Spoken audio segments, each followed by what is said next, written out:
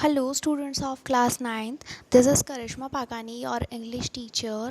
We are studying our Behave book. In Behave book, we have already completed chapter 4, A Truly Beautiful Mind. Students, the poem of A Truly Beautiful Mind, the Like Isle of Innisfree, is deleted, is reduced from your syllabus in 2020 and 21. The chapter 5 is also deleted and the poem of chapter 5 is included. So we are studying the poem of chapter 5. The name of the poem is A Legend of Northland. Legend of Northland is a poem which is written by uh, Phoebe Carey. So it is a ballad. First we will study about this poem. It is a ballad. What is a ballad? A ballad is a song narrating a story in short stanzas. एक ऐसा song होता है students, एक poem होती है ballad इस तरीके की जो शॉर्ट स्टैंजास में एक स्टोरी को नरेट करती है. Ballads are a part of a folk culture or popular culture and are passed on orally from generation to the next. So ballads क्या होती हैं? वो एक folk cultural poems होती हैं, cultural songs होते हैं जो कि एक जनरेशन से दूसरी जनरेशन को पास होते हैं. A Legend of the Northland is a ballad. A Legend of the Northland एक बैलेड है. एक ऐसी बैलेड है जो नॉर्थ साइड में अर्थ के नॉर्थ एरियाज़ में जहाँ पर क्या होता है स्टूडेंट्स, नॉर्थ एरियाज़ में ठंड ज़्यादा होती है, बहुत ज़्यादा, और डे टाइम में वहाँ पर लिमिटेड आवर्स रहते हैं कम, लेकिन वहाँ की नाइट बहुत ज़्यादा लॉन्ग लास्टिंग रहती है. The poem narrates the legend of an old lady who angered saint Peter because of her greed. तो इस पोएम में एक ओल्ड लेडी के बारे में बताया गया है जो कि सेंट पीटर को एंकर कर देती है, गुस्सा कर देती है खुद की लालच के कारण. So let's read this poem, this ballad. Away away in the Northland where the hours of the day are few. Northland में, नॉर्थलैंड कोई पर्टिकुलर प्लेस नहीं है students, it is the area which is in the north side of our earth, which is in the north direction. So away away दूर दूर Northland में जहाँ पर hours of day are few, मतलब कि दिन के आवर्स जो होते हैं वो बहुत कम होते हैं. And the nights are so long in winter, और विंटर में वहाँ पर जो नाइट्स होती हैं वो इतनी लॉन्ग होती हैं that they can not sleep them through. और पूरी मतलब कि सोते सोते लोग वहाँ पर जग जाते हैं, और whole night, through all the night कोई इंसान वहाँ पर नहीं सो सकता.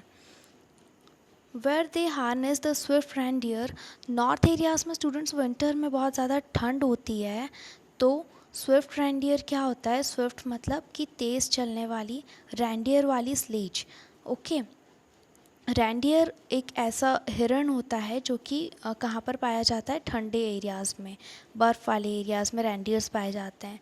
सो रैंडियर, फास्ट दौड़ने वाले रैंडियर को स्लेजेस से हार्नेस कर दिया जाता है, बांध दिया जाता है, ताकि जब ठंड पड़े तो वहाँ पे एक ट्रांसपोर्टेशन का एक साधन बन जाए. Where they harness the swift reindeer to the sledges. Swift reindeer को जब स्लेजेस में हार्नेस कर देते हैं व्हेन इट स्नोज, जब भी बर्फ़ गिरती है. And the children look like bears cubs. और तब बच्चे कैसे दिखते हैं? जैसे कि बेयर्स के कप्स होते हैं. बेयर्स के कप्स मतलब बेयर के बच्चे, भालू के बच्चे होते हैं. तो वो फ़नी फरी क्लॉथ्स पहनते हैं, स्वेटर्स जो होते हैं फ़र वाले, तो उनमें छोटे बच्चे कैसे दिखते हैं? बेयर्स कप जैसे दिखते हैं. They tell them a curious story. तो यहाँ पर दे किसको रेफ़र कर रहा है? दे मतलब कि जो ओल्ड पीपल रहते हैं वो चिल्ड्रंस को एक स्टोरी सुनाते हैं. I don't believe it's true. यहाँ पे दिस ट्रू लिखा है, that means that is a poemish word, poetic word. So I don't believe it's true. Point नहीं समझते हैं कि ये सच है. And yet you may learn a lesson if I tell the tale to you. और हम एक लेसन को लर्न करेंगे, यानी कि हम इससे कुछ मोरल सीखेंगे अगर ये कहानी जब टेल, TALE मीन्स कहानी, एंड टेल मतलब सुनाना. तो जब पोइट हमें ये कहानी सुना रहे हैं जो कि पुराने ज़माने में, ओल्ड टाइम्स में ओल्ड पीपल जो थे, पेरेंट्स थे, वो अपनी चिल्ड्रंस को सुनाते थे. So what is the tale? Once when the good Saint Peter. सब पहले जब एक सेंट पीटर थे, Saint Peter is the follower of Jesus Christ. Okay, तो Saint Peter lived in a world below, जब वो नॉर्थलैंड के वर्ल्ड में रहते थे. And walked about it preaching just as he did, you know. और वो पर्चिंग करते करते संत क्या करते हैं स्टूडेंट, संत रिलीजियस वे पे स्पीच देते हैं जिसको हम पर्चिंग बोलते हैं। तो वो घूमते घूमते पर्च करते थे, प्रीच करते थे एंड जैसे कि हम जानते हैं प्रीच करते थे। He came to the door of the cottage, वो एक कॉटेज के दरवाजे पर रुके। In travelling round the earth पर घूमते घूमते, when a little woman was making cakes and baking them on the hearth, और जहाँ पर एक लिटिल वुमेन थी जो कि केक्स बेक कर रही थी, केक बना रही थी, और हर्थ पे HEARTH, हर्थ मीन्स होता है फर्नेस, जो फर्नेस पे हम लोग केक बेक करते हैं उस पर वो केक बेक कर रही थी। एंड बीइंग फेंट with fasting for the day was almost done, जो सेंट थे सेंट पीटर, तो सेंट पीटर फास्ट मतलब पूरे दिन उन्होंने कुछ नहीं खाया था जिसकी वजह से वो बहुत कमज़ोर हो गए थे। तो पूरा दिन निकल चुका था, for the day was almost done, और उन्होंने कुछ नहीं खाया था तो वो कमज़ोर हो चुके थे। He asked her from her store of cakes to give him a single one, और उसकी जो केक्स का स्टोर था उस शॉप में से उन्होंने उनसे कहा कि एक एक केक वो उन्हें दे दें खाने के लिए। So she made a very little cake, और इसीलिए उन्हें देने के लिए उस लेडी ने एक बहुत छोटा सा केक बनाया। बट एज इट बेकिंग ले, पर जैसे ही वो बेक हुआ, she looked at it and thought it seem too large to give away, और उसने लेडी ने उस केक को देखा और उन्होंने सोचा कि ये किसी को देने के लिए बहुत बड़ा है, बहुत ज़्यादा है। देयर फॉर शी नीडेड अनादर, और इसीलिए उन्होंने एक और डो बनाया। नीडेड मतलब जो हम आटा बनाते हैं केक का, जो बेक बनाते हैं तो उसको हम लोग नीडिंग बोलते हैं। तो उन्होंने फिर से नीडिंग बनाया पहले से, and still a smaller one, smaller मतलब पहले से छोटा वाला।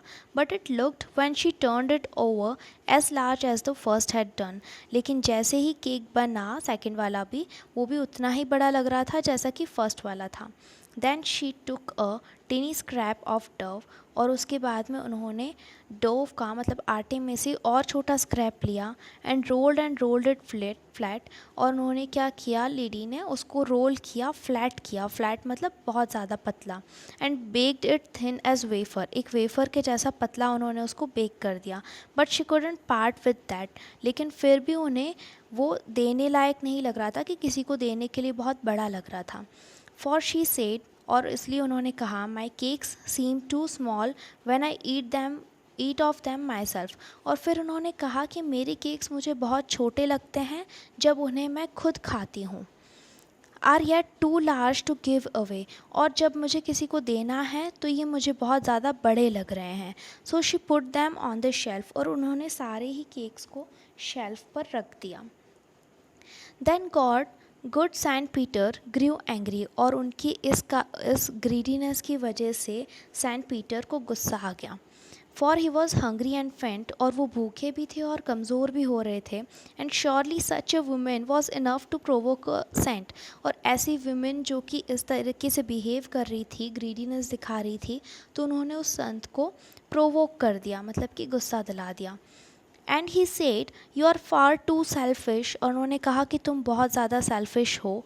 To dwell in a human form, तुम्हें ह्यूमन फॉर्म में नहीं रहना चाहिए। ड्वेल मतलब होता है लिव, तो तुम्हें मनुष्य जीवन नहीं मिलना चाहिए, तुम मनुष्य जीवन के लिए बहुत ज़्यादा सेल्फिश हो। To have both food and shelter and fire to keep you warm, और तुम्हारे पास फूड और शेल्टर दोनों हैं और तुम्हें वार्म करने के लिए फायर भी है। Now you shall build as the birds do and shall get your scanty food. यहाँ पर सेंट पीटर जो हैं वो उस वुमेन को कर्स करते हैं, उन्हें श्राप देते हैं कि अब तुम अपना घर खुद बनाओगी जैसे कि बर्ड्स बनाते हैं, and shall get your scanty food, और तुम्हें थोड़ा सा फूड जो भी तुम्हें लाना है वो तुम्हें मिलेगा by boring and boring and boring. जैसे कि हमने कभी बर्ड्स को देखा होगा जो कि ट्रीज़ में होल कर कर के अपना खाना निकालते हैं, तो वो उन्होंने उसको श्राप दिया कि तुम्हें बर्ड्स के जैसे अपना घर बनाना पड़ेगा, तुम्हें थोड़ा सा फूड मिलेगा जो भी तुम्हें बोरिंग करके मिलेगा। All the day in the hard dry woods में पूरे दिन जब तुम बोरिंग करोगी, ट्रीज़ में होल्स करोगी, तो तब जाकर तुम्हें फूड मिलेगा।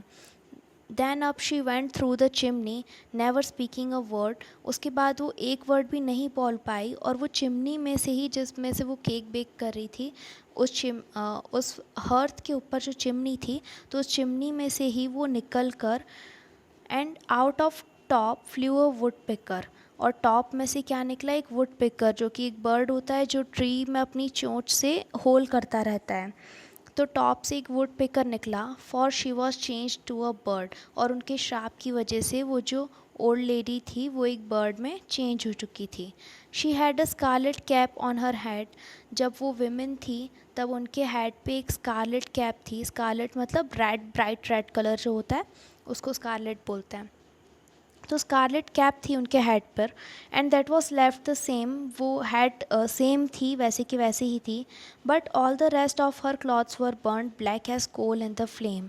और उनके जो क्लॉथ्स थे सारे वो फ्लेम में कोल जैसे ब्लैक हो गए थे. सो जब वो बर्ड निकला तो उसका हेड रेड था लेकिन उसकी पूरी बॉडी ब्लैक थी. And every country school boy has seen in her in the wood. और रूरल एरियाज़ में, यहाँ पे कंट्री मतलब कंट्री साइड, रूरल एरियाज़ में हर स्कूल के बच्चे या हर पीपल उस बर्ड को देखते हैं वुड्स के ऊपर. Where she lives in the trees, जो कि ट्रीज़ में होती है. टिल दिस वेरी डे, पूरे दिन boring and boring for food, trees में होल करती रहती है खाने के लिए. So this is a poem, a ballad in the form of a story. Thinking about the features of this poem, इस poem की features की अगर हम बात करें तो इसकी राइम स्कीम जो है, राइम स्कीम मतलब क्या होता है स्टूडेंट्स? जब हम लास्ट वर्ड्स को देखते हैं तो Northland, few, winter and through. So यहाँ पर इन 4 लेटर्स में, लास्ट लेटर्स में हम देखेंगे तो फ्यू और थ्रू, तो ये 2 वर्ड सेम प्रोनाउंसिएशन सेम दे रहे हैं एट लास्ट. सो इसका राइम स्कीम हो जाएगा ABCB, क्योंकि A और C तो अलग अलग प्रोनाउंसिएशन दे रहे हैं, तो राइम स्कीम हो जाएगा ABCB. And finding about the alliterations. What are alliterations? Alliterations are when the consonant sound repeats itself. So in stanza 1 you can see that एक ही कॉन्सोनेंट साउंड जब एक दूसरे को रिपीट करता है, that they, here TH are the repeating word. So this is alliteration. In stanza 2 हम अगर देखेंगे तो हमें लुक लाइक, फनी फरी, ये 2 हमें यहाँ पर क्या मिल जाएंगे? एलिट्रेशंस मिल जाएंगे. Same in the stanza 3, yet you is an alliteration. In stanza 4, if we see, in stanza 4 there is no alliteration, and in stanza 5 you can see here women was is an alliteration. So students, you have to find alliterations in all the stanzas. There are a lot of alliterations here. And if we see about the repetition of any word or any sentence, so you have to find repetition also. What is enjambment? The next feature is enjambment. So enjambment is when a sentence, 2 or 3 sentences are included without any punctuation mark. So in stanza 1, if you see, lines 3 and 4 are continuing and there is no punctuation mark in line 3 at last, and the nights are so long in winter that they cannot sleep them through. So these are 2 lines, but there is no punctuation mark in the 3rd line. So you have to find enjambments also. And the last feature is simile. So simile, what is the simile? जहाँ पर हम लोग क्या करते हैं, comparison करते हैं किसी का like और as से. तो सिमिली मतलब कि स्टांजा 2 में आप देख रहे होगे, and the children look like bears cubs. तो चिल्ड्रन कैसे दिख रहे थे? बेयर्स के कप्स जैसे दिख रहे थे. तो यहाँ पर हमने क्या किया? कंपैरिजन किया चिल्ड्रन को बेयर्स के कप्स से. So this are the simile. So you have to find alliterations, you have to find simile, you have to find enjambment, and you have to find repetitions from in this poem. तब तक keep studying.